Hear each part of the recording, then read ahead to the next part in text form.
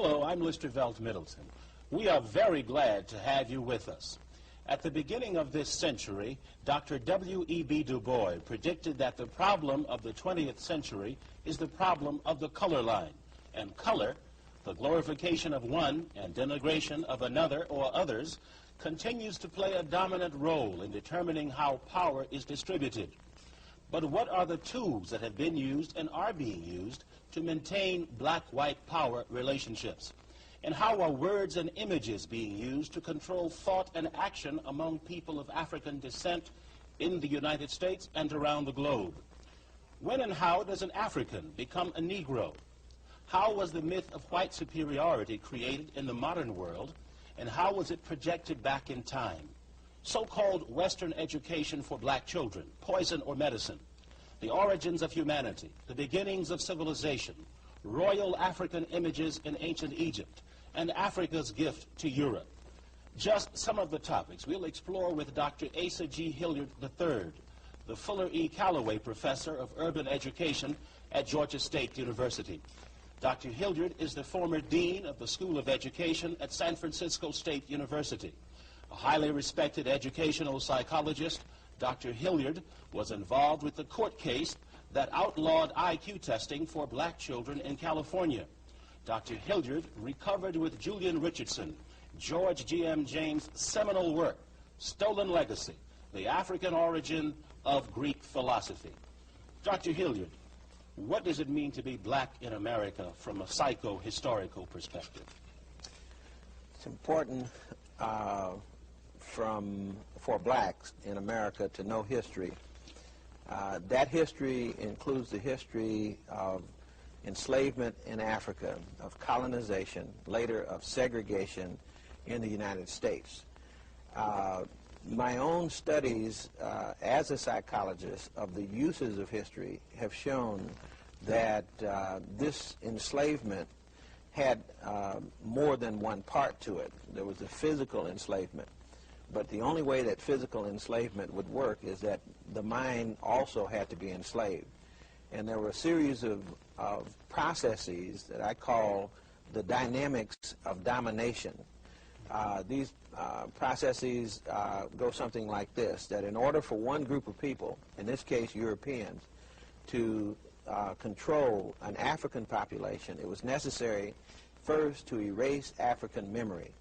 Secondly, to suppress the practice of African culture. Third, to teach white supremacy.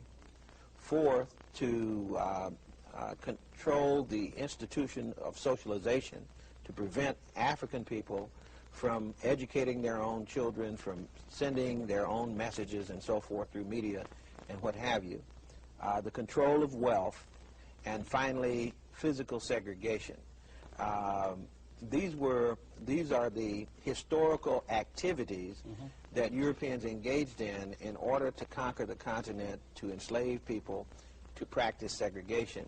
And of course, if you look closely at that list, you'll notice that the first few things on the list are really psychological. For example, to destroy memory or to suppress or erase memory is a psychological operation which disables anyone as an individual who had no memory. Now, when you say memory, you're talking about personal memory or what? I mean the memory of one's group history in particular. Personal memory would be important if we're talking about your own psychological individual adaptation. But you can use the same thinking to apply to a group. When a group loses its historical memory, it is disabled as a result. So these were some of the very calculated and conscious tactics that were applied that resulted in the disabling of the African population.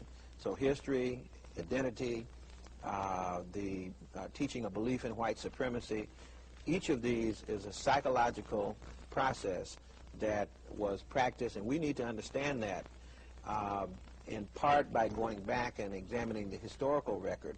And having understood it, it's possible to gain control over those things that control us. What do you mean by de-Africanization, and how did that process work? Well, of course, that leads right out of what we were just talking about, that the erasing of memory, the teaching of white supremacy and so forth, can place an African population in a position where it begins to reject its own image of itself, its own memory of itself, its own history, becomes less African in conscious behavior, although it's very hard to become, if you're truly of African origin, it's very hard for that behavior to disappear, but it's easier for the consciousness of that behavior to disappear. And so over a period of time, figure the centuries that African populations have been in America, it's possible that the population merely American, each of these is a step or an indication that there is some loss of conscious contact with one's true identity. You have talked about the neuroses, I guess that's the word maybe, among the European population during this enslaving period. Would you address that, please? Right. Well, if you operate a system of domination, a formal system of domination, by those rules that I talk about, you have to confront the truth. And the only way that you can be consistent in applying those rules is ultimately to bend the truth. And after a while, it results in an adaptive process that we call racism, which is really a mental disorder. It's a disorder in the mental sense because it follows the rules of mental disorder. For example, manifestations of racist behavior as a result of domination are the denial of reality, perceptual distortion, delusions of grandeur, phobias in the face of differences, and projecting blame, blaming the victim. Explain those, please. Well, each of these are ways that, I guess you call them adjustment or adaptive mechanisms. For example, if you take Africa as it really existed, and you attempt to subjugate Africa, as Europeans did, it couldn't work if you're subjugating another human being. So that human being had to be changed mentally into something else. It had to be changed into a subhuman or an animal or anything else. But you could not operate and be consistent with yourself. So it required a change in one's mind, which meant that Europeans had to begin to lie to themselves about what Africa was and had been. And in the process of keeping that misinformation going, then one adapts to unreality. So when you see reality, it's necessary to deny reality. So denial of reality would be an example of that, would be to look at the population of Egypt, which was a black population, and to say it was a white population. That's a flat-out denial of what the facts say, and that, of course, has been typical throughout history. Perceptual distortion is just simply not getting a clear view of what is really true, even while looking at the truth. Teaching of white supremacy means the belief in the supremacy of white people, or it could be anyone who would follow the rules of oppression. If one decided that their own group was superior to all other groups, that would be an example of what I call a Napoleonic complex, because it is not true that the white group is superior to anyone else, but the belief in that would be a psychological distortion of reality, and in that sense would be following the rules for oppression. Okay, as we get ready to go to the first slide, you've said that racism is a mental disorder. Yes. I was interviewing a gentleman the other day, and I brought that up in a conversation, and he said, well, racism is not a mental disorder. He said racism is very ordered. He said that whites, Europeans, know exactly what they're doing, that racism is a political and economic convenience. How do you respond to that? Well, I think it depends on who you're talking about. If you talk about I think of systems as having designers, as having advocates, as having players, and as having pawns. This is from game theory, and I borrowed that from Bob Williams, who analyzes systems in that way. Everybody is not a game maker or a game designer. So the game designer might be conscious of creating a racist system, whereas the advocate probably becomes unconscious. They buy into the system that was created by the designer. And so the advocate is a racist in the sense that I'm talking about it, or the dealer, you know, those people who carry out the rules of the master in the system without really knowing why the master created the system or even that a system was created. They just simply inherit a belief system and an action system. And in that sense, they are players in the game, but they are not the game makers. So I make a distinction. Now break that down for the person on the street one time. Right. Go over that again. So there are some people who are puppets. All right. And there are others who are puppeteers. Thank you. Free your mind. I'll try to do a better job. Okay. Free your mind. Return to the source. African origins. Why that title? Okay. Well, obviously we've been talking about the fact that the adjustment to domination is kind of a mental adjustment as well as a physical adjustment. So for the person who is enslaved and for the person who enslaves, I've already suggested that there is a distortion between the real world and what they believe. There's a mismatch between those two things. So what we need to do in order to get back at the truth is to have mental freedom. So I like to title this a program about mental freedom. So it's free your mind. Return to the source suggests the way to get to mental freedom. That means going back to primary sources. Instead of talking about what someone heard, let's go to the evidence itself. Also, in the case of African people, it means returning to African sources because that's the only way that renewal can occur. And then, of course, African origins refers to the fact that Africa is the home of many things, and most of us don't know that. And it's been things have been said about Africa that make us believe the opposite of that. We don't believe that Africa was a creative place, that it was a teacher. We believe that Africa was always a recipient, a student of other people. And so African origins, which is the source, one of the sources, by considering those African origins, it's a way to free the mind of oppressor and oppressed. I have a short section that I call the defamation of African people, and the reason that I do this is that it's important to establish the fact that some of the things I said are true, and we won't have time to go into many of these, but I'll just show you an example of the perceptual distortion, the denial of reality, the attempt to erase history, the attempt to oppress culture. All right. In 1910, the Encyclopedia Britannica had an article in it about Negro.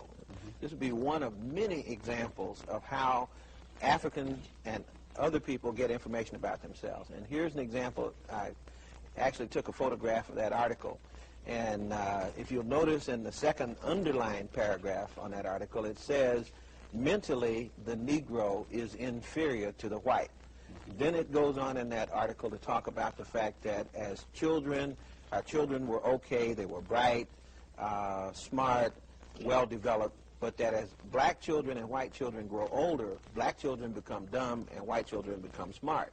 And therefore, you have to think of black and white people as being different people. This is in the Encyclopedia Britannica. This is in the most respected encyclopedia, Encyclopedia Britannica.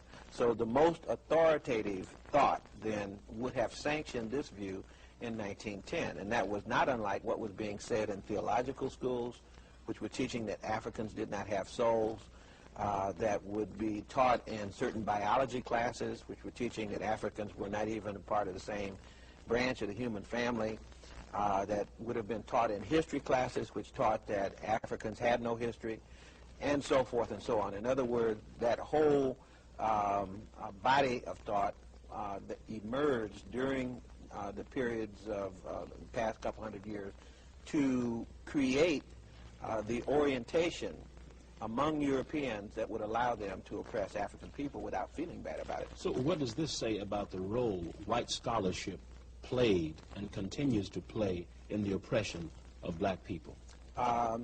In general, European scholarship has been leading in the creation of the belief system. In fact, I think it would be safe to say that without the scholars, there would have been no racism, because they helped create the belief system with authenticity.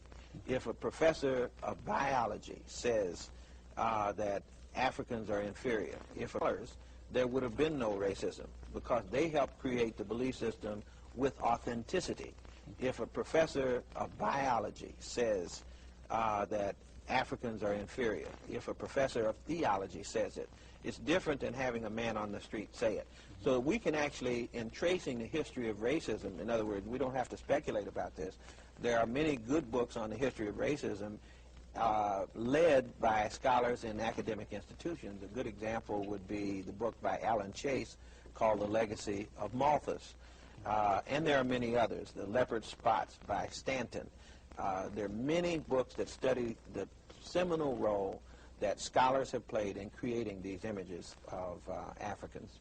Once again, why did the slave master attempt to de-Africanize the African? Well, it's very important. Anyone who studies the function of culture, what culture does for a group of people, knows that culture glues a group of people together so that you have group unity. So that in the for the slave master to be successful, he had to destroy group unity. And the best way that he could destroy group unity was to destroy that which held the group together, which was the group's own identity, way of life, historical memory, or, in short, to destroy the group's culture. Why should a people 400 years physically removed from Africa be concerned about their Africanness? For the same reason that I was trying to explain in terms of why the slave master chose to attack the culture of the slave. If the slave is to be liberated, the slave must affirm that culture, must go back, recapture, incorporate, use their own native cultural forms as the base for creating a brand new life. Well, you know, with Malcolm X, he quoted somebody one time saying, you know, I didn't leave anything in Africa. You know, I'm not an African. That's true. You know? Yeah, he said, you say I haven't left anything in Africa. Mm-hmm. He says, why, you left your mind in Africa, which is true. Okay. Okay, let's take a look then at the next example. Would be a page out of a catalog called Johnson Catalog, where white actors, minstrels could get something that was called nigger makeup. And this was circulated all over the country, and for years, actually for almost 50 years, one of the most popular forms in entertainment in America was this minstrel. So here is a white actor, in this case Al Jolson, and we need to see the whole slide. Okay. Al Jolson, who is became very famous doing imitations of imitation black people, because these were not real black people. But you'll notice that he has burnt cork on his face, and he's done something to his hair, and then he becomes comic, and that gives him the opportunity to project an image of African people to other people. And so this is another example of the defamation of African people. Here's a contemporary example. This is Darky toothpaste that's sold by Colgate Palmolive company. It's sold in the Far East, and again, the exaggeration of black facial features, the business of ridicule and so forth, making fun of black people. You see that happening right now, and in fact, there's an article in the Atlanta Constitution showing the reaction of some groups to the fact that Colgate Palmolive company sold this stuff in the Far East. When they were asked about it, according to this news article, they said, what year? This would have been, I think it's 1986, if I'm not mistaken. Okay. They said, when asked about this, well, there's no black people over here anyway to see this, and it's not offensive to others, so we're going to go ahead and sell it. So the last word I had is still being sold. James Baldwin has said that many times what you say about someone else says more about you than about that person. With this in mind, what was the commentary that whites were making about themselves when they blackened their faces? Well, you know, there's a real interesting book called Blacking Up. And it really examines the psychology of white people who blacked up. Blacking up means putting on the burnt cork and doing minstrels. At one level, you could say it's creating entertainment and making fun of black people. But what this book talks about from firsthand interviews with people who used to do that was they actually had an identification with the black culture, sometimes with black people. And one person said they just didn't feel right until they got blacked up. They'd lay down at night and dream about blacking up. They'd have this in their dreams for days and days on end, and until they could actually get blacked up and begin to do the things that they thought black people did. Oh, no. Are there strong Freudian implications for this, or what? If I were a Freudian psychologist, I'd give you a Freudian explanation for it. But clearly it's something that needs to be studied as a behavioral phenomenon. You know, the idea of the psychological meaning that this has for whites, other than just simply making fun of black people. Some people treat it as just being mean, but there's much more to it than that.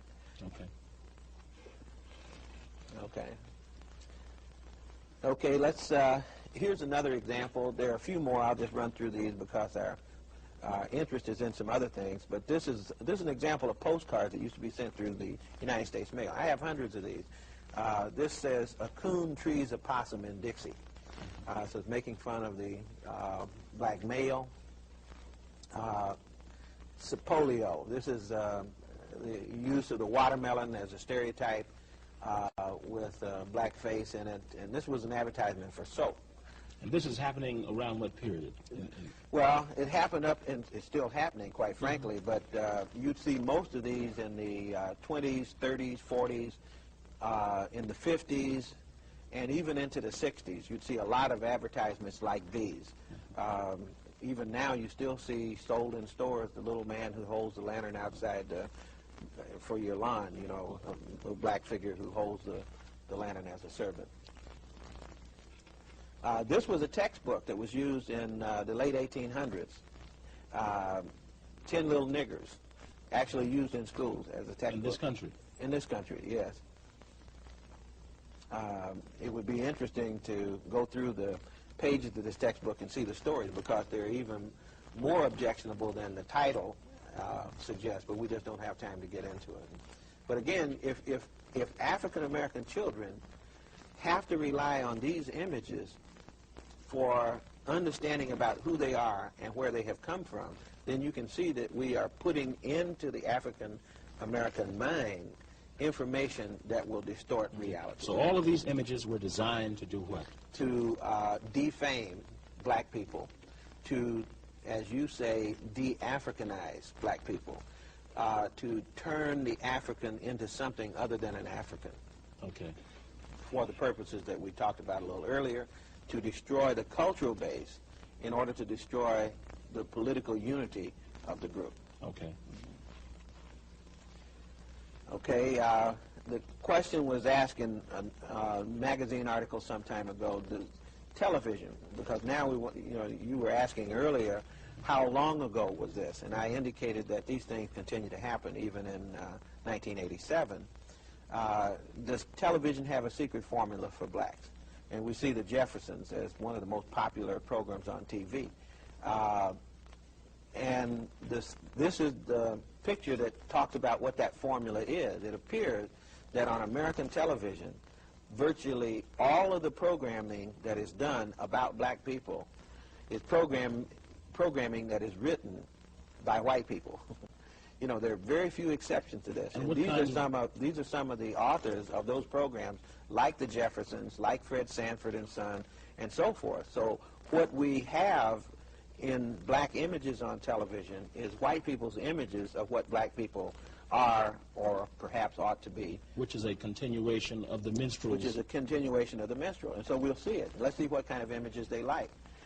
They like images like this, Fred Sanford, like this, J.J. You remember how prominent J.J. was? I think he's back on television again. Is he back on? He's back on. He has a family now, I think. He has okay. But he's doing the same things in all probability. Let's look at what happens as a consequence of that over time. Then African American children, looking at the negative images of African people that are shown, cannot develop positive images of themselves. So then they seek images that are positive by looking at other people besides themselves. Okay. Okay, that was just a brief introduction. We could have done hours just on that part alone.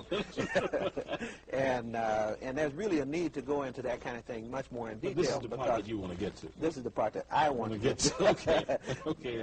But my wife told me that I had to put that other part in, or people wouldn't know why it was necessary for me to go into this part. Okay. The next section is a section that we call Africa as the Cradle of Humanity. And there's a need to talk about this because until recently there's been very little acknowledgement of the fact that the human family was a single human family. You know, a few years ago, 100 years or so ago, there were many theories about the fact that that human beings actually started separately in different places on the earth. That black people started in Africa, white people started in Europe, yellow people started in Asia. Polycentric, polygenetic theory. Many origins for human beings. Well, I think that's been pretty thoroughly discredited now, and as they began to search for what was called a monogenetic origin, or a single origin for all people, that there's really only one human family, and that's what I think almost everybody believes right now.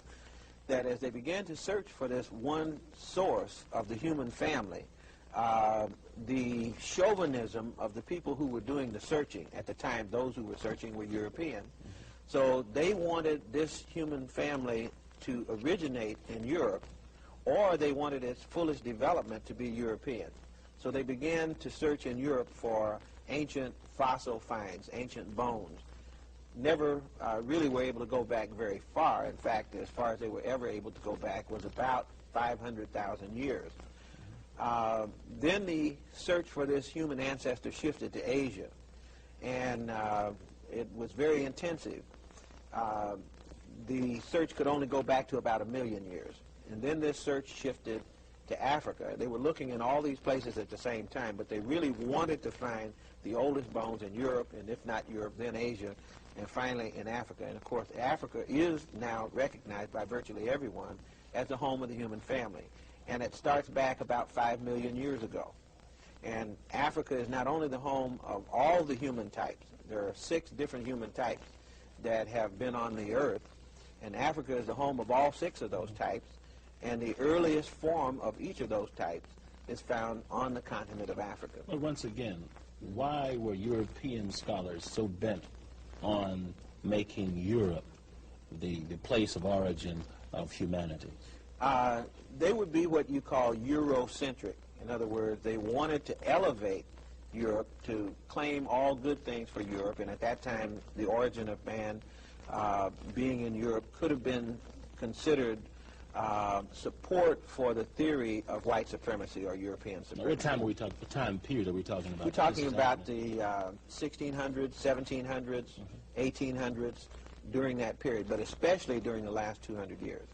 Okay, the National Geographic magazine is, I guess in 1985, November of 1985, that's when this particular issue was presented, contains the summary of the information that I was just giving you, and I will go through it very quickly.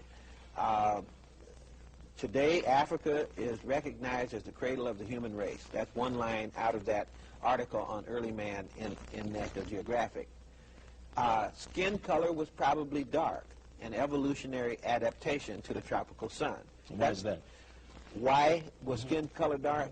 Well, biologists have a rule, an explanation, that says that warm-blooded animals, like human beings, when they live in tropical climates, in humid tropical climates, develop pigmentation.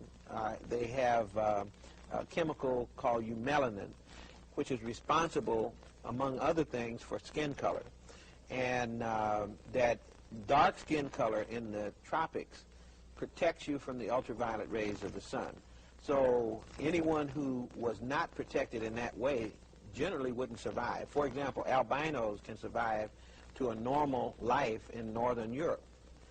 A normal life, there's really very little threat to their lives. But in the tropics, very few live beyond the age of 30. So because of the ultraviolet rays of the sun being damaging to people with that pigmentation. And until we had air conditioning and other forms of adjustment, it wasn't easy for populations not native to Africa to survive in Africa. But so that if you were guessing what the early African looked like, as people who studied that do now, the archaeologists, paleontologists, biologists who are interested in ancient human beings, their best guess is that these ancient human beings had to be black people, just as the people of Africa today are. Okay. Okay. Okay, here is one of the human types. Remember I said there were 6 human types. There were 2 different types of Australopithecines, Australopithecus gracile, Australopithecus robustus, Homo habilis. And these 3 types that I've shown so far are found only on the continent of Africa. Nowhere else do they exist. Then we have the first one to leave the continent of Africa was Homo erectus, the one that I'm showing you now. Homo erectus left the continent of Africa approximately 1 million years ago. And we call this one Pithecanthropus erectus, if you've heard heard him talked about in school. Then there is Neanderthal.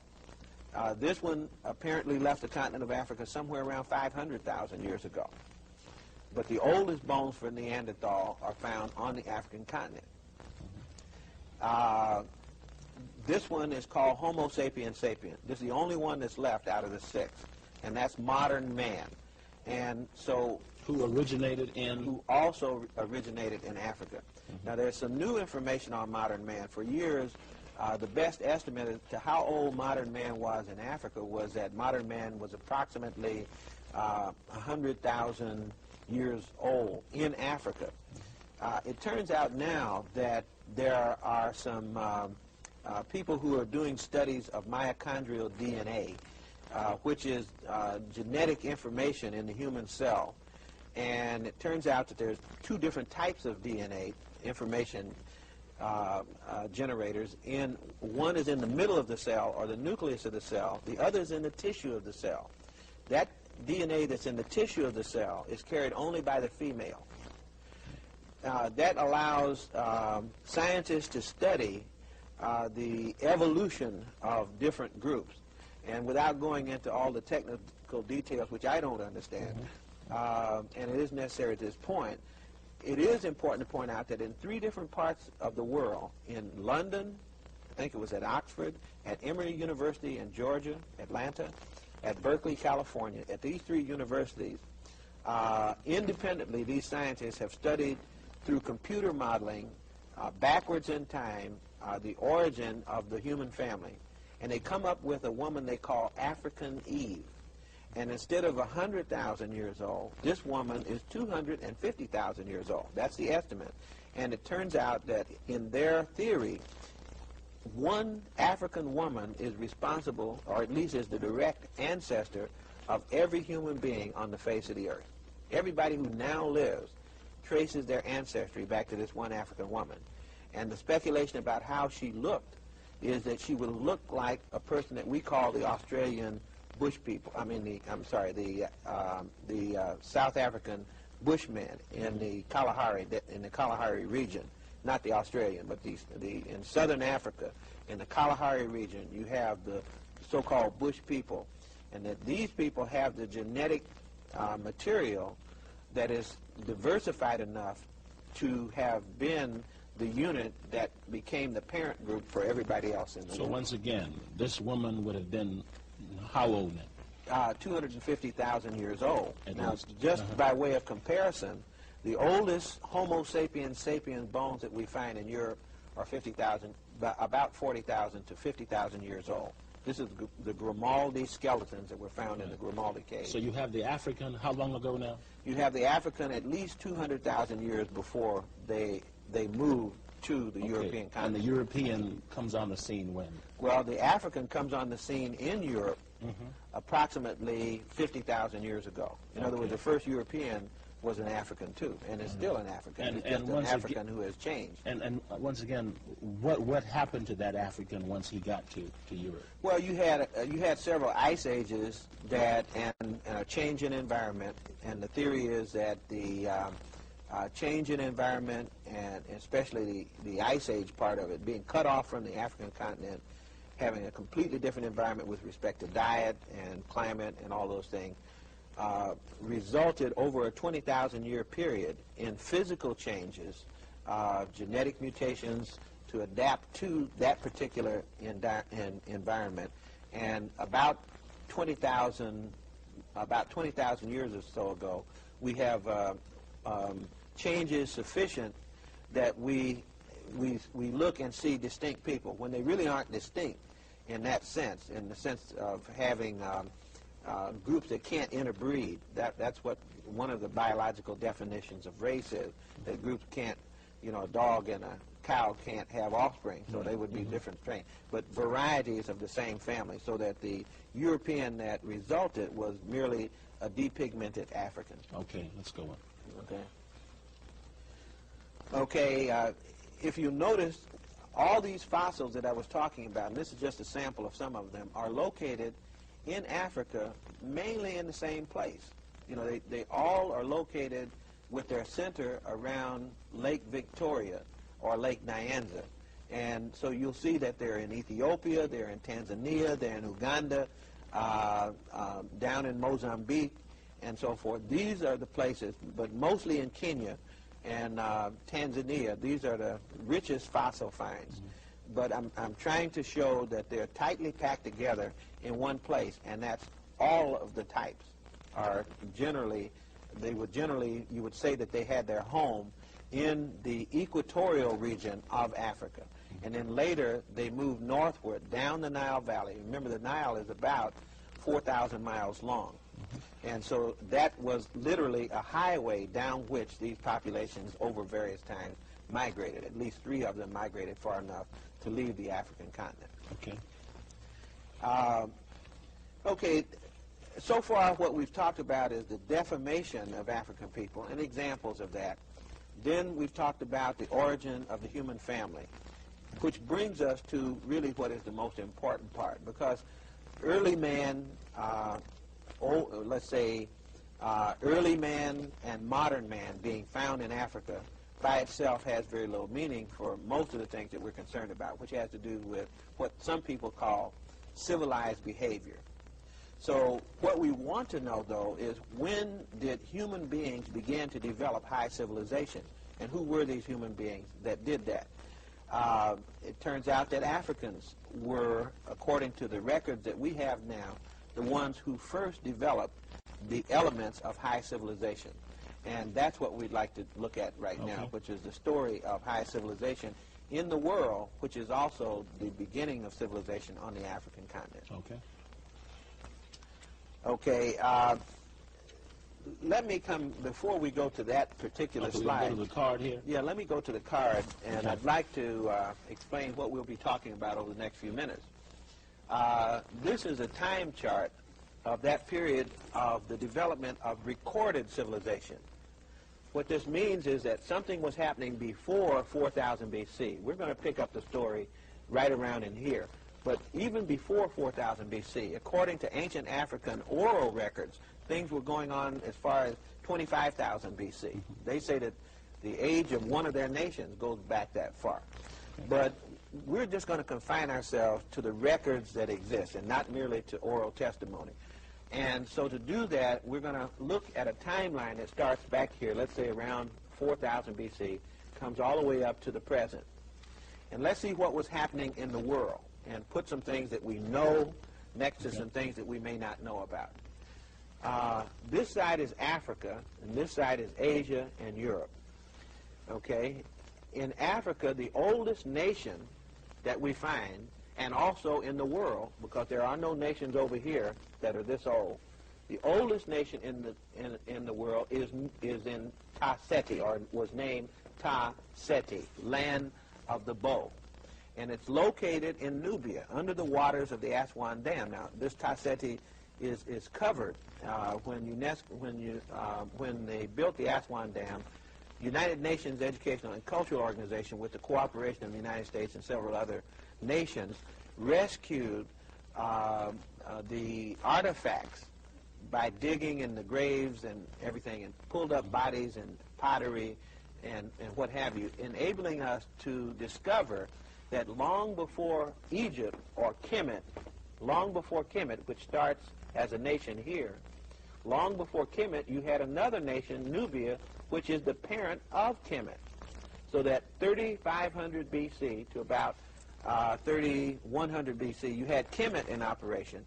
And the physical description of the kings of Ta Seti, the physical description of them, is that they are tall and that they have Negroid appearance. Their bodies were found. And they were located in Nubia, which has always been the home of black African population. And the Nubians still exist? Nubians still exist. Would you describe them for us? You were in Egypt recently. Probably the darkest people in Africa are Nubians, anywhere on the continent. Even when you go down into southern Africa, they become more brown-skinned. But when you get to that part of Kenya, in parts of Ethiopia, but especially in Nubia, you have a very, very dark population. And they created what now? This is Ta Seti. Everything, all the evidence shows that that was the population of Ta Seti. Which is older than Egypt. Okay. Okay, go ahead. Okay, now we have Egypt, 3100 BC, and we have 12 dynasties. These are 12 families. We have it grouped this way for a very special reason. That was the first nation that most people knew about in the world. And for the first 1,000 years of Kemetic existence, or Egyptian existence. So Kemet is Egypt, except that the old Egyptians never called their country Egypt. They called it Kemet. So we call it Kemet to refer to the old civilization. So if you say Egypt, you're really talking about the new civilization, which is mainly Arabic, which is a foreign population, just like the European population is in America now. But they weren't here 10,000 years ago. The people who are in Egypt now are... They are people who came from Syria, Assyria, even Persia and places like that, and mixed with Nubian populations. So they're mainly a foreign population. Okay. Yeah. Okay.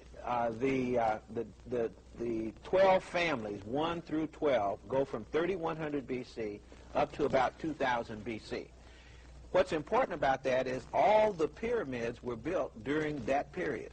All the major pyramids were built during that period, and no invaders had conquered an African country in the record. There's no record of invaders having conquered Africa from outside, which means that all the pyramids were built by native Africans, and most of the main pyramids were built at the first part of this family, in what we call the Old Kingdom, dynasties 3, 4, 5, and 6.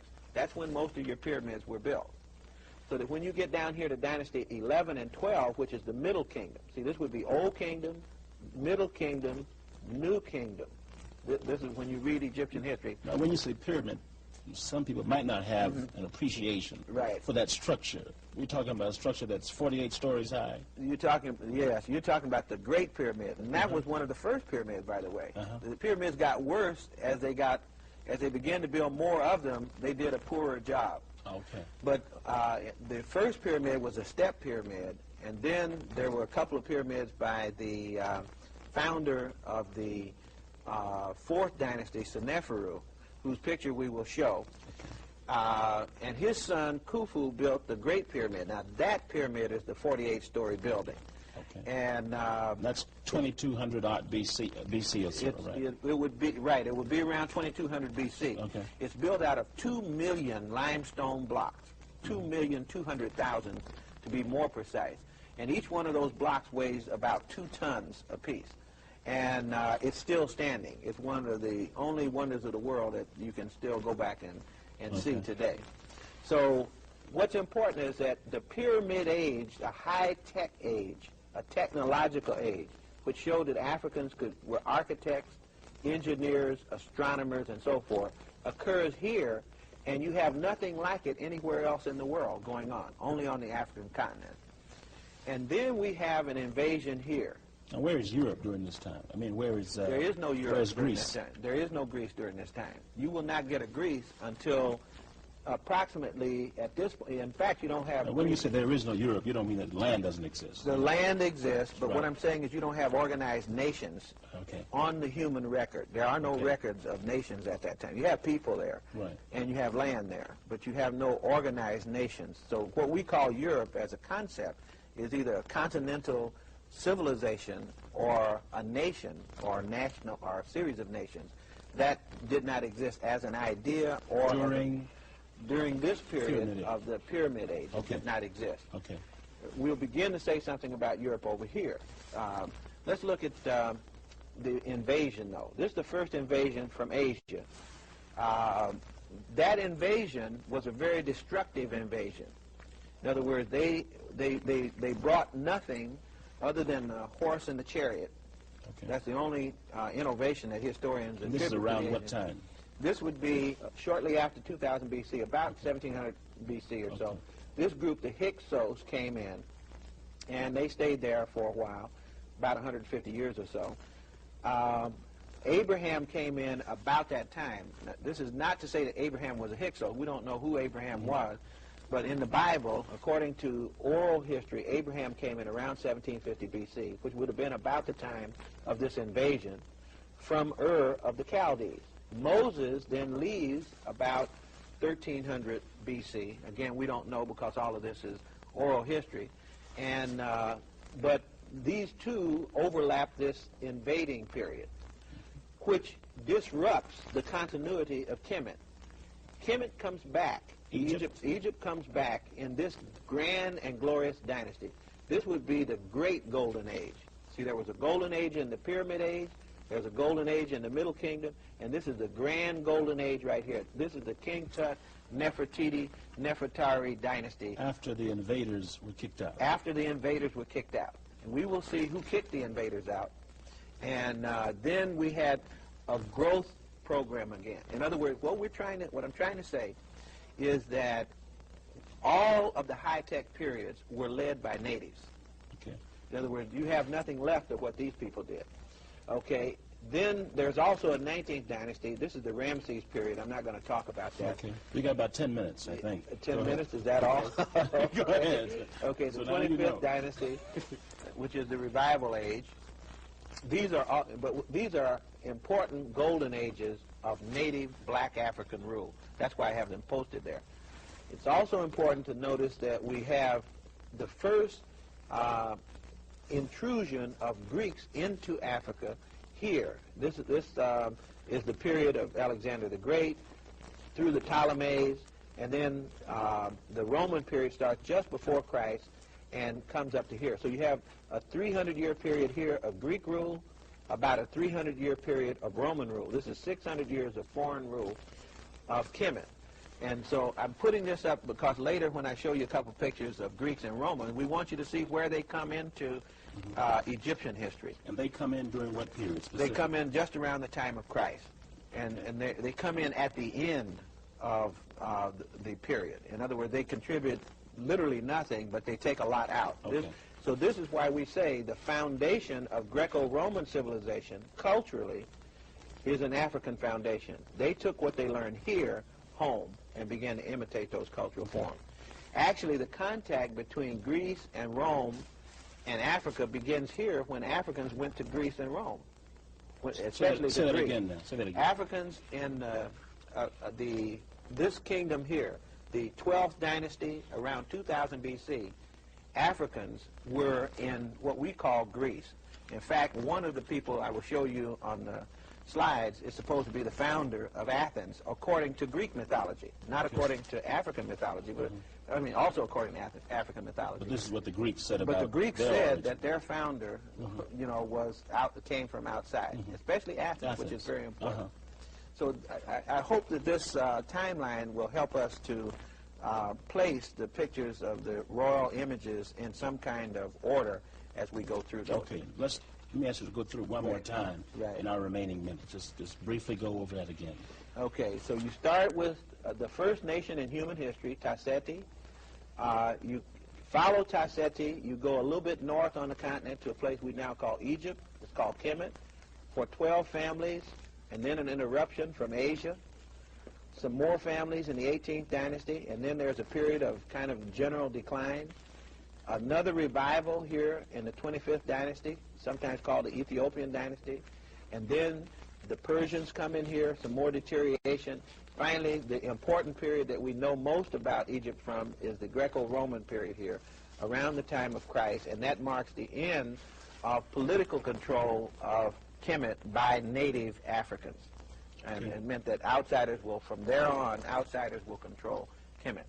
The culture stays the same through the whole 3,000-year period. Okay. Any last comments final comments before we... Before we break, you might say here is also, when these people lost out, some of them moved south, and we have a 600-year period of rule by African queens at the same time that the Greeks and Romans were ruling the north part of the continent. These queens ruled from Meroe up near Khartoum in what is now Sudan. And there's a whole story to be told about them that we just will not have time to get into. Okay, thank you. Thank you. We'll come back. Thank you.